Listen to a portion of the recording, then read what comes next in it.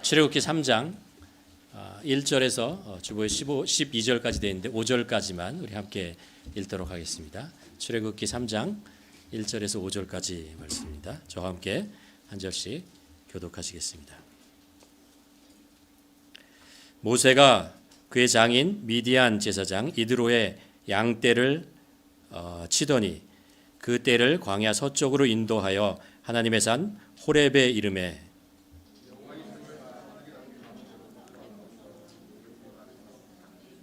그가 보니 떨기나무에 불이 붙었으나 그 떨기나무가 사라지지 아니하는지라. 이에 모세가 이르되 내가 돌이켜 가서 이 큰 광경을 보리라. 떨기나무가 어찌하여 타지 아니하고 하는고 하니 그때에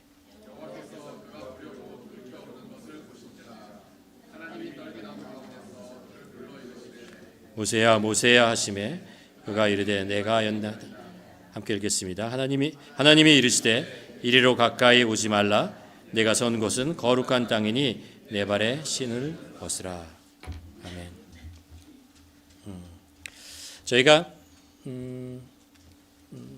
말씀을 어떻게 이어가고 있는지 좀 지난 2주간 다른 제가 설교를 주의를 하지 않아서 다시 리마인드 시켜드리면은 저희가 어떤 말씀을 나누고 있었냐면요, 선지서를 계속 읽어 나왔잖아요. 읽으면서 그 마지막 부분에 가서 하나님께서는 왜 이스라엘 백성들에게 그렇게 분노하셨을까? 왜 그들을 징계할 수밖에 없었는가? 그들이 짓고 있는 죄는 무엇이었나? 라는 것들을 한번 우리가 살펴보는 시간을 가졌습니다. 그렇죠? 그래서 우상숭배와 같은 것, 가난한 사람, 억압받는 사람을 돌보지 않는 것, 그리고 하나님을 의지하지 않고 다른 민족이나 아니면 다른 신을 의지하는 것에 대해서 하나님께서 분노하셨다는 것을 우리가 나눴습니다. 그리고 마지막 부분에 가서 또 하나 하나님께서 정말 싫어하는 이스라엘 백성들의 모습이 무엇이었냐 하면은 신앙이 형식화되어 간다는 거죠. 그러니까 겉모양은 신앙인의 모습을 하고 있는데 근데 그 내용을 바라보면 신앙인의 모습이 아니다라는 것이죠. 제사 예물을 가지고 성전에 와서 제사를 드리는데 실제로 하나님을 향한 제사가 아니고 하나님의 영광을 위한 제사가 아니고 자신을 위한 제사를 드리고 있는 그런 것. 이사야 선지자가 얘기하기를 성전의 뜰 그 앞만 밟고 돌아가는 그런 모습을 가지고 하나님께서 크게 분노하셨던 것을 우리가 볼 수 있습니다. 그 말씀에 대한 이야기를 여러분과 함께 나누었고 오늘은 이제 이어서 그렇다면 우리가 어떻게 이 신앙이 우리의 그 신앙이라는 것이 형식화되지 않을까? 만일 우리의 신앙이 형식적으로 흘러가 있다면 우리가 어떻게 그것으로부터 회복할 수 있을까라는 말씀을 여러분과 함께 나누려고 합니다.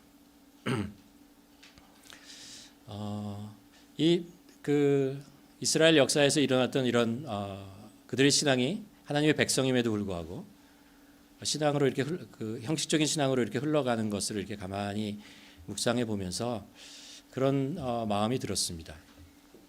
여러분 누가 믿는 사람이라면 자신의 신앙이 알맹이가 없는 그냥 형식적인 신앙이 되기를 원하겠어요. 누가 하나님 앞에 가까이 가고 하나님을 경험하고 하나님의 은혜 안에서 사는 것을 싫어하고 내가 원하는 삶, 내가 하는 것대로 살아가는 그런 형식적인 신앙에 빠지는 것을 원하겠어요. 아무도 그렇게 원하지 않는다고 생각합니다. 다만 우리가 세상을 살아보면 이런저런 사건, 이런적인 상황 속에서 우리의 자신이 자꾸 신앙이 어떤 우리가 있어야 할 자리에서부터 조금씩 미끄러지는 것을 경험할 때가 있죠. 내가 있어야 할 자리가 아닌데 왜 내가 그렇지 않은 자리로 자꾸 미끄러 내려가는 거야? 라는 생각을 할 때가 있습니다. 처음에 이렇게 미끄러지면 조금 있다가 회복될 거야. 괜찮아지겠지? 라는 생각을 하죠. 그러나 이 시간이 이 미끄러지는 거리와 이 미끄러지는 그 속도가 점점 빨라지면서 어느 시점이 넘어가면 이제 못 돌아가겠구나. 내가 하나님으로부터 너무 멀리 왔구나. 이런 생각이 마음속에 들으면서 불안해지고 걱정해지면서 영적인 침체에 내가 있다라는 것을 깨닫게 될 때가 있습니다. 영어로 그래서 spiritual ditch라는 이야기를 합니다. ditch라고 하는 것 여러분 아시죠? 고속도로 이렇게 쭉 가다 보면 그 큰 길이 있죠. 그 길 옆에 이렇게 내려간 부분에 이렇게 파여 있는 곳이 있습니다. 그래서 파여 있는 곳이 고속도로 옆으로 이렇게 쭉 있죠. 겨울에 고속도로를 가다 보면 차가 이제 고속도로 위를 달려야 되는데 미끄러져 가지고 그 뒤치에 빠져 있는 모습들을 보게 됩니다. 영적 뒤치에 또랑에 빠졌다라고 하는 것은 그런 거죠. 우리가 신앙생활을 하면서 마땅히 있어야 될 그 자리가 있는데, 가야 할 길이 있는데 어떤 이유 때문에 거기서 미끄러지는 거죠. 그래가지고 영적인 뒤치에 빠져버리게 되는 것입니다. 그렇게 되면 하나님과의 거리감이 자꾸 느껴집니다. 하나님이 나로부터 멀어져 있다라고 생각하다가 어느 시점에 가면 내가 하나님으로부터 멀어져 있구나라는 것들을 깨닫게 되죠. 예배를 드리고 그리고 말씀을 보고 기도를 하는데 그것이 이렇게 내 마음의 심장에 이렇게 꽂히는 것처럼 그 예배의 감격이나 기쁨이나 이런 것들이 없이 그냥 오늘도 주일이잖아, 우리는 가야 하지, 이렇게 살아왔는데 이렇게 의무적으로 예배에 참석하는 그런 때도 있는 거죠. 하나님의 사랑, 십자가의 은혜, 부활절이 되어도 이 십자가의 은혜와 감격과 이런 것들이 내 안에 이렇게 심겨지지 않고 그냥 1년에 한 번 지나가는 절기로 느껴지고, 또 어떨 때는 어렵고 힘든 사람들을 이렇게 바라볼 때 그 심령에 대한 안타까움과 이런 것보다는 냉랭한 나의, 미지근한 나의 모습, 이런 것들을 이제 느끼게 됩니다. 그때가 바로 스피리추얼 뒤치, 빠졌다, 영적으로 침체에 빠졌다라는 것입니다. 그러니까 신앙이 형식화되는 것은 살면서 우리의 신앙이 어느 시점에 가서 점점 영적인 침체에 빠질 때 그 모습을 가리기 위해서, 그 모습을 보여주고 싶지 않아서 하게 되는 신앙의 모습이 바로 형식화되는 신앙이 아닌가라는 생각을 합니다. 그래서 오늘 여러분과 함께 어떻게 우리가 영적인 침체에 빠져 있을 때 이것을 회복할 수 있을까, 아니면 그것으로 가는 것을 우리가 막을 수 있을까라는 그런 말씀을 나누려고 합니다. 제가 여러분에게 세 가지 표현을 해볼게요. 영적인 침체라고 하는 것은 어떻게 생기는가, 어떻게 다시 표현할 수 있을까라고 했을 때, 하나는 이제 영적인 방황이라는 것이고, 또 하나는 영적인 탈진이라는 것이고, 세 번째는 영적인 교만이라는 것입니다. 이런 세 가지가 우리 안에 올 때 우리는 영적으로 침체해 줄 수 있다라는 말씀입니다. 이 말씀을 우리가 이제 모세의 삶 속에서 한번 찾아보려고 합니다. 오늘 우리가 출애굽기 3장 말씀을 읽었잖아요. 이 말씀은 우리가 잘 아는 대로 이제 모세가 그 미디안 광야의 목동으로 40년 동안 살았을 때의 마지막 부분에 하나님께서 모세에게 찾아오는 장면입니다. 모세의 인생을 이렇게 보통 세 가지로 나누잖아요. 세 부분으로 40년, 40년, 40년. 처음 40년은 본의 아니게 이집트의 왕궁에서 왕자처럼 자라고 모든 것이 충족되고 만족되고 있었던 그 시절이었습니다. 그렇죠? 그 시절이 있었고, 그 다음에 마지막 40년은 이제 하나님의 부르심을 받고 이스라엘 백성들을 이집트로부터 구원해내고 광야에서 이 백성들을 이끄는 지도자로서의 삶을 살아갔던, 열정적으로 살아갔던 그런 시기가 있었습니다. 그런데 이 첫 번째 40년과 마지막 40년 중간의 40년잖아요. 모세의 40년의 모습은 우리가 정말 이가 영적으로 이가 침체되어 있구나, 그가 영적인 어떤 방황의 시간이로구나라는 그런 생각을 하게 됩니다. 그가 비록 40년 동안 처음에 그 이집트의 그 왕궁에서 왕자처럼 살았지만 그의 마음속에는 자기 민족에 대한 의무감이 있었습니다. 이 민족의 아픔에 대한 생각들이 있었습니다. 그래서 그가 그 자기 민족이 학대받고 노예처럼 취급받는 것에 대해 분노했잖아요. 그래서 그것을 해결하려고 애를 쓰다가 사람을 죽이고, 그것이 자기가 살인자가 되었고 그것 때문에 두려워서 도망가게 되죠. 나름 모세 스스로 무엇인가 해보려고 했는데 그것이 잘 되지 않아서 결국 그가 그 상황 속에서 광야로 들어갈 수밖에 없었고, 광야의 생활이 길어지면서 다시 그 자리로 돌아갈 수 없다는 자신의 모습을 발견하게 되죠. 그러면서 영적인 방황을 하게 되고, 어떻게 보면 영적인 방황이라는 것이 어디까지 이어지냐 하면 영적인 체념으로 이어집니다. 나는 이제 useless, 더 이상 아무 소용이 없는 사람이야. 나는 그냥 양을 치고 매일매일 살아가는 이 사람이지. 그냥 이렇게 살다가 나의 인생이 끝나는 거지 라는 그런 생각, 그런 빠져가는 거죠. 그가 영적인 침체에 들어가는 것입니다. 우리도 그럴 때가 있어요. 한때 열심히 봉사하고 열심히 말씀 배우고 예배에 대한 감격과 사람들과 교제와 이런 모든 것이 기쁘고 감사하고 좋을 때가 있었는데, 어떤 상황, 예를 들면 상처를 받거나 아니면 내가 열심히 기도하고 애썼던 것이 이루어지지 않거나 예측하지 못했던 나에게 다가온 불행이라고 생각하는 것, 고난이라는 상황 때문에 하나님에 대한 원망도 생기고 하나님과의 거리감도 생기고, 이러면서 점점 원래 있어야 했던 신앙의 자리로부터 이렇게 미끄러져 내려가게 되는 거죠. 그러다가 신앙이 점점 침체하게 됩니다. 여기서 우리가 한 가지 오늘 본문을 통해서 기억해야 될 것이 있습니다. 여러분, 우리가 신앙의 침체나 신앙에 방황하거나 신앙 때문에 힘들어하고 어려울 때 내가 가장 세상에서 힘들다고 생각하지만 사실은 그렇지 않습니다. 하나님께서 훨씬 더 힘드십니다. 하나님께서 더 그 상황들을 안타까워 여기신다는 것입니다. 하나님께서 어떻게 하면 저 영적인 침체의 방황 속에 있는 나를 구원하시기 위해서 하나님께서 더 안타까워하시고 구원하시기 위해서 먼저 찾아오신다는 것을 우리가 기억해야 합니다. 오늘 모세의 상황을 보면 모세가 영적 방황에 놓여 있을 때 그는 성경의 어느 부분에도 내가 다시 회복되리라라는 기대를 하지 않습니다. 그냥 체념하고 살아가는. 왜냐하면 40년이거든요. 그럴 만도 하잖아요. 그런데 하나님께서는 모세를 버리지 않으셨어요. 광야의 미디안 광야에 그냥 목동으로 아무도 알아주지 않은 그런 상황이었지만 하나님은 여전히 모세에 대한 사랑과 모세에 대한 기대와 모세에 대한 소망을, 믿음을 가지고 있었습니다. 그래서 오늘 본문에 보면 하나님께서 모세에게 나타나시죠. 하나님께서 떨기나무가 타는 것을 보여주십니다. 우리가 그런 영적인 어떤 침체나 이런 것에 들어가기 전에 우리가 먼저 기억해야 할 것이 있습니다. 하나님께서는 우리를 부르신다라는 거예요. 하나님께서는 우리를 회복시키고 싶어 하신다는 것입니다.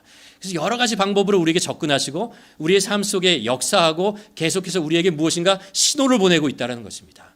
나와라 이라는 거예요. 부르시는 음성이 있다는 것을 기억해야 할 것입니다. 성경에 보면 이런 일들이 많은 신앙의 선배들에게 있었던 것을 알 수 있습니다. 예를 들면 베드로 있잖아요. 베드로가 예수님을 3번 부인하잖아요. 부인하고 나서 베드로는 정말 영적으로 방황할 수밖에 없는 상황에 놓이게 됩니다. 내가 그렇게 예수님을 사랑하고 예수님을 지켜주고 예수님에 대해서 열정을 모든 사람들한테 공포할 만큼 그랬는데 예수님을 3번이나 부인하는 그런 일들을 하게 되죠. 그리고 자신에게 실망을 합니다. 그리고 도망가죠. 골방에 숨었고 다락방에 숨어서 사람들을 보는 것을 두려워하게 됩니다. 나중에 예수님께서 부활하신 것을 보게 돼요. 예수님이 자신에게 나타나는 것을 보게 됩니다. 근데 예전처럼 예수님에게 확 다가가지 못해요. 예전 같았으면 예수님한테 가장 먼저 가서 예수님을 끌어안으면서 눈물을 흘려하고 감격을 했어야 되는데 예수님과 베드로 사이에는 여전히 거리감이 있고 예수님의 부활하시는 모습을 보았는데도 그것을 예수님께 가까이 가지 못하는 거죠. 이것은 그가 영적으로 여전히 방황하고 있다는 것을 보여줍니다. 결국 베드로는 갈릴리 호수로 다시 돌아가서 그곳에서 몇 명 제자들과 함께 그냥 옛날 낚시를 하던 그런 모습으로 돌아가죠. 그때 예수님께서 베드로에게, 제자들에게 찾아가시잖아요. 그래서 베드로에게, 제자들에게 고기를 구워주시고 떡을 구워주시고 그들을 위로해 주십니다. 그리고 베드로를 따로 불러서 베드로에게 질문하시잖아요. 내가 나를 사랑하느냐? 내가 나를 사랑하느냐? 내가 나를 사랑하느냐? 사실 이 말 속에는 예수님께서 이런 말씀을 하고 계시는 거죠. 나는 여전히 너를 사랑하는데 너도 여전히 나를 사랑하느냐? 라는 말이죠. 네가 나를 배반했지만 나는 여전히 너를 사랑한다. 괜찮아. 괜찮다라는 거예요. 위로하시고 회복시켜 주시는 거죠. 그리고 말씀하십니다. 내 양을 먹이라. 내 양을 먹이라. 하나님께서는 우리가 그런 영적인 침체에 빠져 있을 때 우리에게 나타나셔서 여러 가지 방법으로 우리를 부르십니다. 어떤 사람을 통해서 우리들에게 말씀하실 수도 있고요. 어떤 상황을 경험하게 하시면서 우리들에게 말씀하실 수도 있고요. 때로는 꿈속에서도 우리에게 말씀하시기도 하고, 우리가 말씀을 들을 때, 기도를 할 때 이 모든 상황 속에서 하나님께서는 우리에게 계속해서 끈질기게 우리들을 회복시키기 위해서 메시지를 전달하고 있다는 것을 기억하시기 바랍니다. 여러분, 만일 지금 영적인 방황 속에 있다면, 체념 속에 있다면, 여러분, 하나님께서는 여러분을 체념하지 않으신다는 것을 기억하시기 바랍니다. 그리고 계속해서 이런저런 모습으로 메시지를 전해주고 있다는 것입니다. 만일 모세가 광야를 지나갔잖아요. 매일 지나가는 길이잖아요. 늘 가던 길이었는데 저기에 떨기나무에 불이 이렇게 붙는 것 같아요. 신기하다. 에이, 그게 뭔데. 그렇다고 나 바빠. 그리고 가버렸다면 하나님의 메시지를 그가 놓쳐버리는 것이죠. 여러분, 그런 일들이 우리 안에 있습니다. 우리가 하나님께서 우리에게 여러 가지 방법으로 우리가 부르실 때 우리가 그것을 기억하는 것잖아요. 그것에 깨닫고 이게 하나님의 나를 부르시는 음성이야 라고 영적으로 받아들이시길 바랍니다. 그럴 때 우리가 그 상황 속에서 벗어나기 시작하게 되는 것입니다. 두 번째로 출애굽기 18장에 가면 이런 일들이 기억되어 있습니다. 모세가 이집트에서 이스라엘 백성들을요 구원해내요. 하나님이 10가지 재앙을 이스라엘에게 보여주시면서 정말 홍해를 건너고 있잖아요. 하나님의 손길과 하나님이 정말 약속하셨던 하나님의 능력이 그대로 모든 백성들과 모든 나라에 선포되어지고 알려지는, 그래서 홍해를 건너간 후에 모세가 시를 지어서 하나님을 찬양하고 이런 일들이 일어납니다. 그 감격이 있었습니다. 그리고 실제로 이제 광야로 이렇게 들어가는데, 광야로 들어가다 보니까요 모세가 지도자로서 감당해야 할 일이 너무 많아요. 그 중에 어떤 일이 있었냐면 18장에 이런 일이 있어요.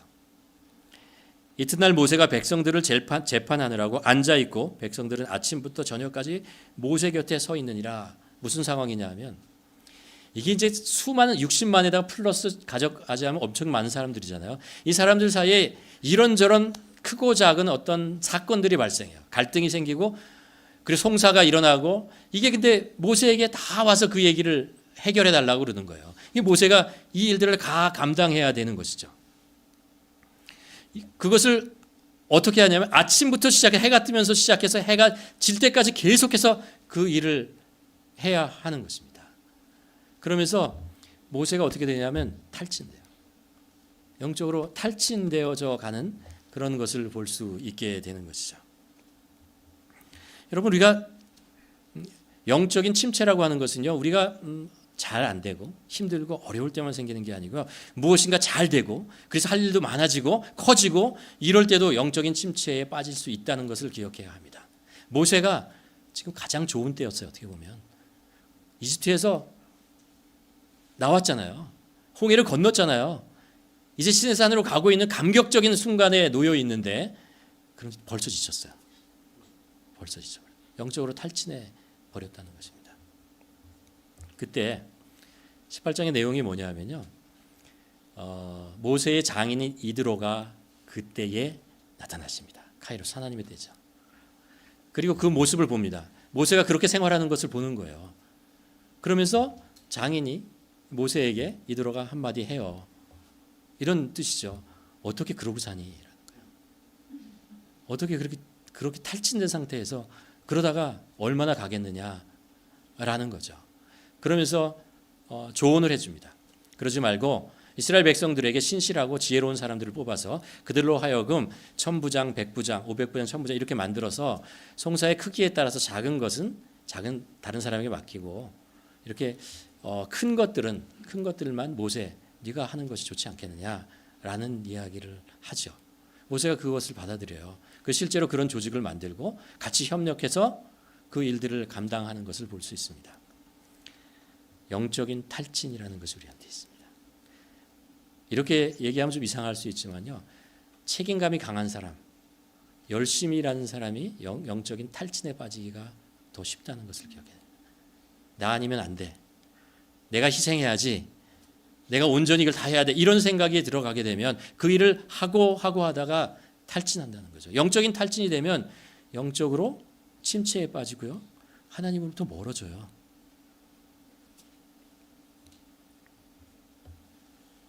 너무 빠른 생활 패턴이 영적으로 침체를 만들 수 있다는 거예요. 너무 분주하게 살아가는 것이, 그래서 그 일들을 성실하게 하나하나 다 감당하고 나가는 것이 우리를 분주하게 만들고 탈진시키게 만든다라는 것입니다. 어떻게 이것을 극복할 것인가? 오늘 말씀을 통해서 우리가 배우는 것이 있는데, 이 말씀을 예수님의 마태복음 11장 28절 29절 말씀을 통해서 우리가 한번 보면 이렇죠. 예수님께서 마태복음 11장에서 유명한 말씀을 하시잖아요. 수고하고 무거운 짐진 자들아 다 내게로 오라. 내가 너를 쉬게 하리라.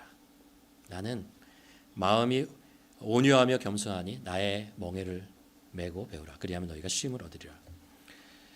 영적인 탈진에 빠지지 않으려면요, 멍에를 같이 지는 법을 배워야 합니다. 멍에를 어떻게 같이 질 거냐라는 거예요. 여기서 이 말씀 예수님께서 그렇게 말씀하시잖아요. 나의 멍에를 지라라고 말씀하시는데요. 여러분, 우리가 어떻게 예수님의 멍에를 지겠어요? 실제적으로 그 사건들이 예수님께서 어떻게 우리들에게, 하나님께서 우리에게 베풀어 주시냐 하면요, 멍에를 같이 질 수 있는 사람을 우리에게 붙여주세요. 보내주시는 거예요. 그래서 그 사람과 함께 멍에를 지는 것이죠. 이분이 하나님이 나에게 보내주신 멍에를 같이 지라고 하는 나의 동역자다라는 그 믿음을 가지고, 신뢰를 가지고 그 사람과 함께 협력하는 거죠. 그게 실제적으로 우리가 예수 그리스도와 멍에를 같이 지는 한 형태가 되는 것이죠. 근데 사실 우리가 책임감이 강할수록요, 아닐 수도 있습니다. 그러나 한 가지 얘기하면, 책임감이 강할수록 다른 사람을 잘 못 믿어요. 아닐 수도 있어요. 근데 책임감이 강할수록 다른 사람을 잘 못 믿어요. 저 사람에게 맡겼다 이게 잘 되겠어? 어디 이렇게 어긋나면 어떻게 하지? 이런 생각이 들어서 끝까지 자신이 다 하겠다라는 그런 생각을 갖게 돼요. 근데요, 이건 사람의 생각이고 하나님의 생각은 그렇지 않아요. 하나님께서, 예수 그리스도께서 이제 교회라고 하는 것을 표현하실 때 예수 그리스도의 몸이라고 얘기하잖아요. 그리고 그러면 예수 그리스도의 몸이, 우리는 뭐죠? 그 몸의 지체죠. 팔, 다리, 손가락, 심장, 이렇게 될 수 있는 거죠. 무슨 얘기냐 하면은, 하나님의 그 예수 그리스도의 몸이라고 하는 교회가 이렇게 세워지는 것은요, 많은 사람들이 지체로서의 일을 감당하고 협력하고 같이 신뢰하고 같이 소통했을 때 이루어질 수 있다는 거예요. 이게 하나님의 나라의 원리입니다. 교회도 마찬가지입니다. 세상에 많은 교회가 있어요. 캘거리 땅에서 많은 교회가 있지만 사실 하나님께서 그 교회마다 특별한 이유가 있어서 세우신 것이고 비전이 있고 사명이 있는 것입니다. 그 일을 감당하고 나아가는 거죠. 이게 하나님의 뜻이야. 우리 교회를 향해서, 우리 교회는 선교적 삶, 선교적 교회 이런 거잖아요. 이것을 하나님께서 원하시는 거야 라고 생각하는 것이죠. 만일 어떤 한 교회가 모든 것을 우리가 다 하겠다라고 생각하면 그건 사실 욕심이에요. 교회니까 이것도 하고 저것도 하고 그렇게 생각하면 그건 욕심이에요. 그것을 감당할 또 다른 교회를 하나님께서 세우실 거예요. 그 일을 하게 하실 것입니다. 우리는 우리에게 주어진 일들을 감당하는 것이죠. 우리 가정에게, 나에게 주어진 일들을 감당하는데 어떻게 한다고요? 협력을 통해서 한다는 거죠. 가만 생각해 보면요, 세상에서 성공하는 사람은 기술이 좋거나 아니면 일을 열심히 하는 사람이 아니에요. 협력하는 법을 익힌 사람이 성공을 해요. 여러 사람들과 협력하고 이런 것들에 대해서 배우고 익히고, 그래서 그것이 자기의 툴이 된 사람들이 결국 성공하더라는 거예요. 성경에 보면 예수님이 대표적이죠. 그렇죠? 예수님은 혼자 일하지 않으셨어요. 12 제자를 세우시고 12 제자와 함께 일을 했고, 예수님께서 아버지에게 돌아가신 후에 그 12 제자에게 예수님의 사명들을 다 나누어지고 그 일을 감당하게 했어요. 예수님이 계실 때는 사실 유대 지방과 약간 밖에 부분만 복음을 전하셨어요.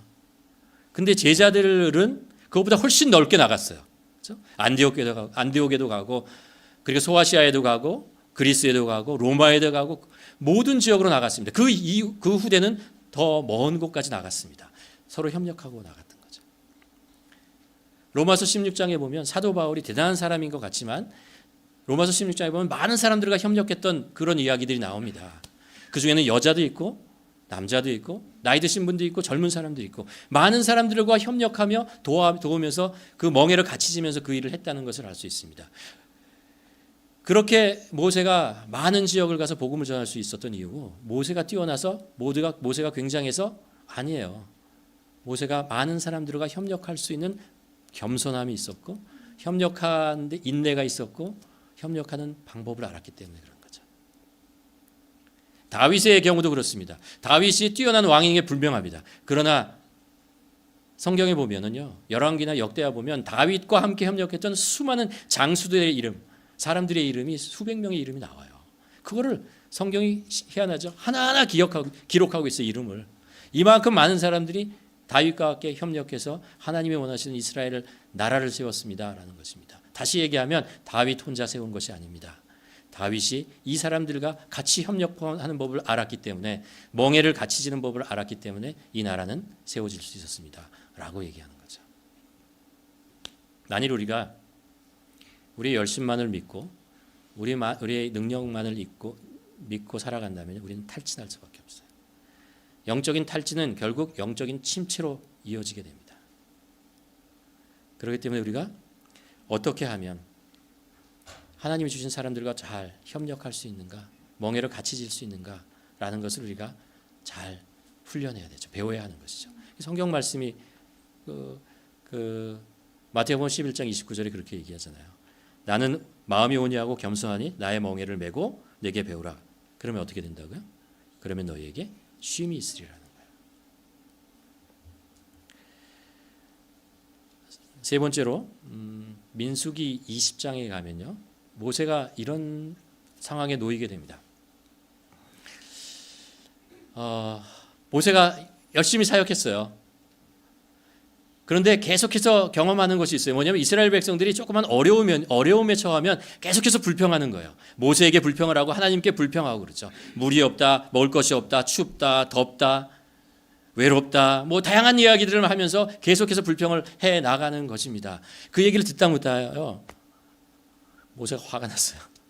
아니 이런 민족, 어떻게 이런 민족이 있어? 어떤 이렇게 사람이 다 있어? 내가 이렇게 애를 쓰고 수고하고 밤낮으로 기도하고 밤낮으로 너희를 정말 좋은 땅으로 인도하기 위해서 이렇게 애를 썼는데 조금만 어려우면 어떻게 이렇게 불평하고 이렇게 원망하고 정말 너희들의 신앙은 언제 성장하는 거야? 언제 변하는 거야? 라는 마음속에 가지게 되죠.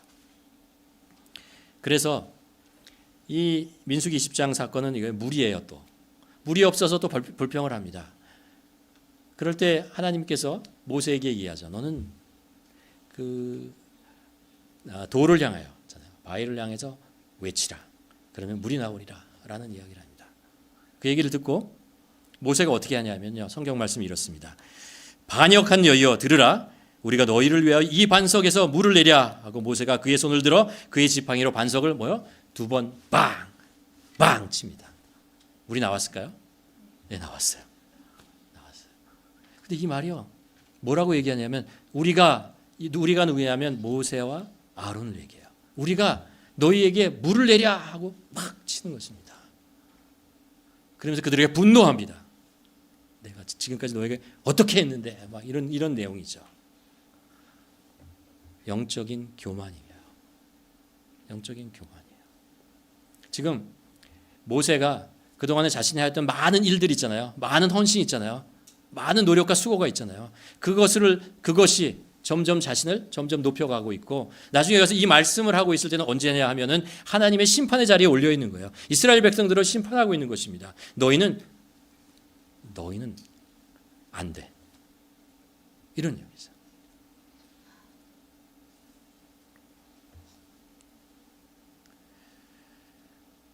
내가 하는 일이 혹시 내가 하는 이 일에 어떤 결과가 잘 나오지 않고 뭐 이런 상황이 되면은요, 내 마음속에 그 열정이 나의 열심이야 나를 교만으로 몰고 갈 수 있어요. 그래서 하나님의 방법이 아니고 나의 방법, 하나님의 때가 아니라 나의 때, 하나님의 뜻이 아니라 나의 뜻으로 이것을 이루어리라 라는 생각이 들어가서 영적인 교만에 빠지죠.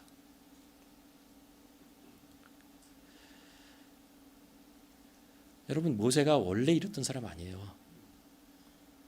하나님께서 모세에게 뭐라고 말씀하시냐면 모세를 평가하면서 이렇게 얘기했잖아요. 이 사람 모세는 온유함이 지면의 모든 사람보다 더하다.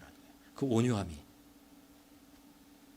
세상의 어떤 사람들보다 더 뛰어나다라고 얘기했던 그 모세예요.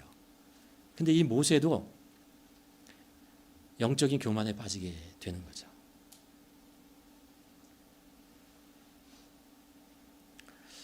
왜 그런 일이 생길까라는 것을 보면요, 저는 이렇게 생각합니다.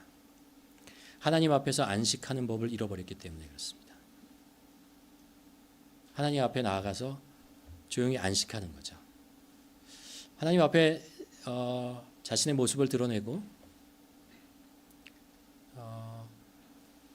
하나님 앞에서 자신의 모습을 투명하게 보여주고 나타내는 그런 시간들을 갖지 않을 때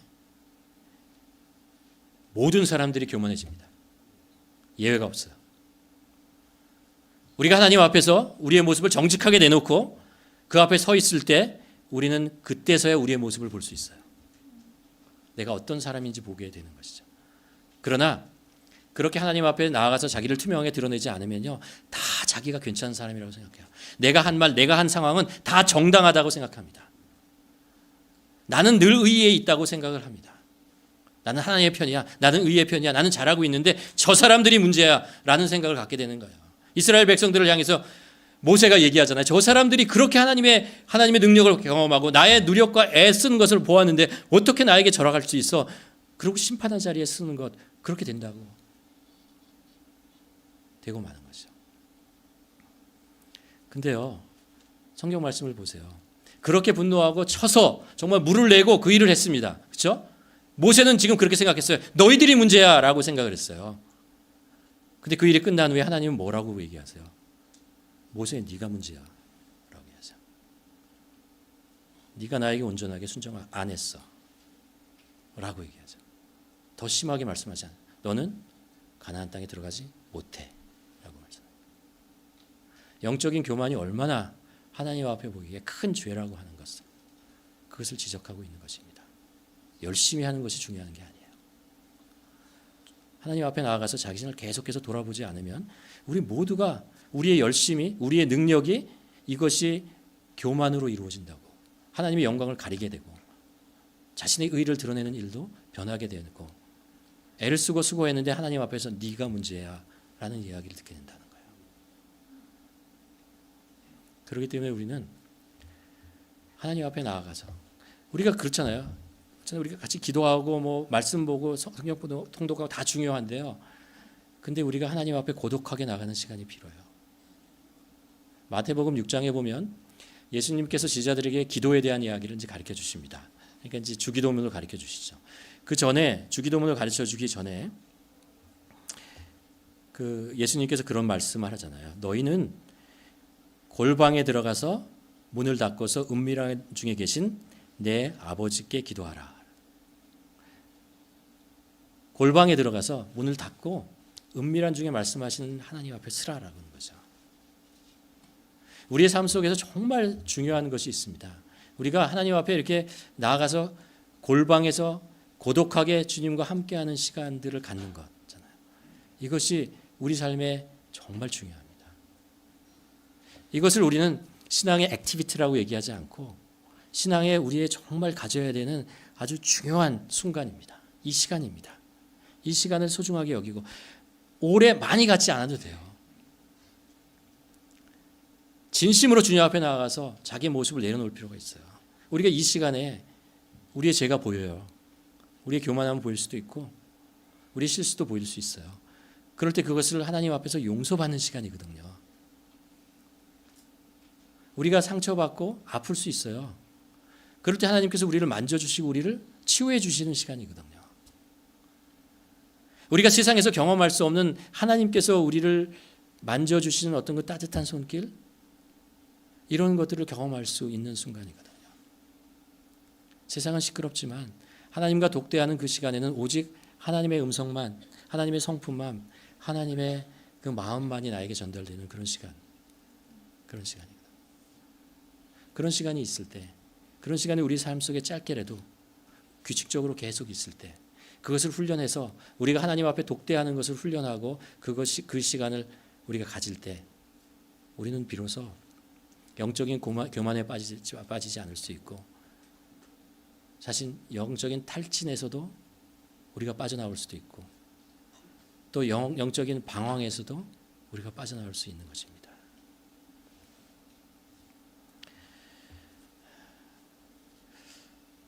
여러분, 여러분의 삶 속에서는 이런 하나님과 골방에서 독대하는 시간이 있으십니까? 여러분 꼭 있으시길 바랍니다. 훈련하시길 바랍니다. 가지시기를 바랍니다. 우리 삶 속에 하나님께서 우리에게 부르시는 아주 귀한 시간입니다. 너희는 골방에 들어가서 문을 닫고 은밀한 중에 말씀하시는 그 하나님께 기도하라. 오늘 우리가 그 영적인 침체에 관한 말씀을 나누었습니다. 우리가 살다 보면 영적으로 방황할 수 있고요, 영적으로 탈진할 수도 있고, 또 영적으로 이렇게 안 좋은 상황 속으로 우리가 나갈 수가 있어요. 그런데 이 모든 상황 속에서도 하나님께서 우리를 그것으로부터 끄집어내시라는 하나님의 뜻이 있다는 것을 기억하시길 바랍니다. 그리고 하나님께서 말씀하세요. 메시지를 보내세요. 사인을 보내세요. 그때 그것을 붙잡으시길 바랍니다. 무엇보다 중요한 건 주님 앞에 독대하십시오. 고독하게 나가십시오.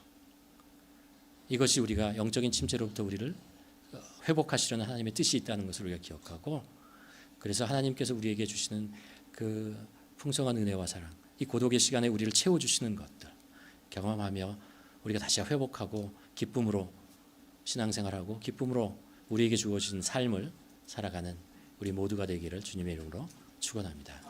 기도하시겠습니다.